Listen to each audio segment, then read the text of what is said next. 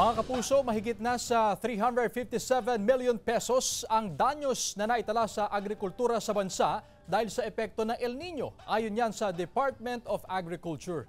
Yan ang balitang tinutukan live ni Jasmine Gabriel Galban ng GMA Regional TV 1 North Central Luzon. Jasmine? Chris, patuloy pa na mas lumalaki yung pinsala sa agriculture sector hindi lang sa probinsya ng Pangasinan kundi maging sa iba't ibang bahagi ng North and Central Luzon dahil sa El Nino. Isa ang Ilocos Region sa mga lugar sa bansa na labis na naapektuhan ng El Nino. Nagkakabitak-bitak ng mga sakahan dahil walang ulan at kapos sa patubig. Ganito rin sa Mimaropa Region, Western Visayas at Zamboanga Peninsula. Ayon sa DA, lumobo na sa 357.4 million pesos ang damaged at losses dahil sa tagtuyot. Aabot sa 8,000 magsasaka ang target ngayong matulungan sa pamamahagi ng farm inputs at mga drought-resistant crops. Mahigit 5,000 hektaryang palayan na ang napinsala ng dry spell. Nangamatay din ng mga tanim na gulay, mais at palay sa mahigit 100 hektaryang taniman sa San Fabian, Pangasinan. Ang ilang magsasaka, hinayaan na lang mamatay ang mga tanim matapos walang makuhanan ng tubig. Tuloy ngayon ang validation ng Municipal Agriculture Office para sa ayuda sa mga apektadong magsasaka.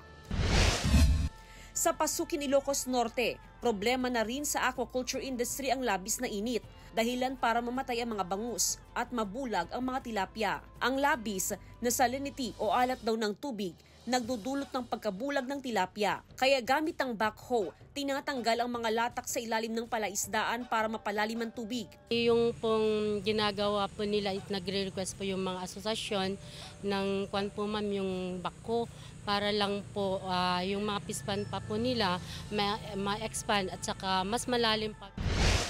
Sa Oriental Mindoro naman, paghahanap ng water source ang agarang aksyon ng pamahalaang panlalawigan para magkaroon ng patubig sa mga sakahan.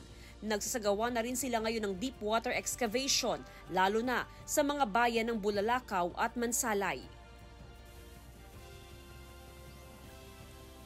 Chris, ipakita ko lamang yung sitwasyon dito sa taniman ng gulay sa bahagi ng Barangay Bantayan sa Mangaldan, Pangasinan. Actually, itong kinaroroonan ko, Chris, ay napakalawak na taniman ng gulay pero yung mga farmers nga rito ay lugi na dahil nangamatay na yung kanilang mga tanim na gulay. Kung papansinin natin, Chris, yung mismong lupa, yung mismong sakahan, sa sobrang init ng panahon, nagkabitak-bitak na kaya wala nang nabubuhay pa ng mga tanim. Gaya na lamang itong aking, dito sa aking kinaroroonan, pansinin natin itong tanim na kalabasa ng mga farmers. Ito actually, Chris, nangamatay na yung mga dahon and even yung ugat na matay na din.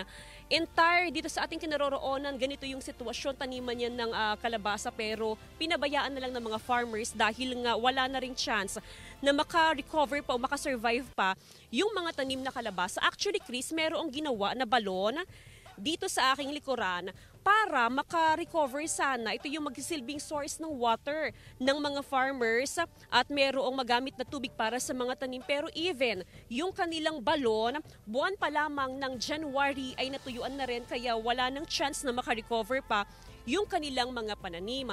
Ang Department of Agriculture, Chris, tuloy-tuloy isinasagawang validation at assessment doon sa mga affected na farmers at apektadong mga sakahan. Chris? Maraming salamat, Jasmine Gabriel Galban ng GMA Regional TV 1 North Central Luzon.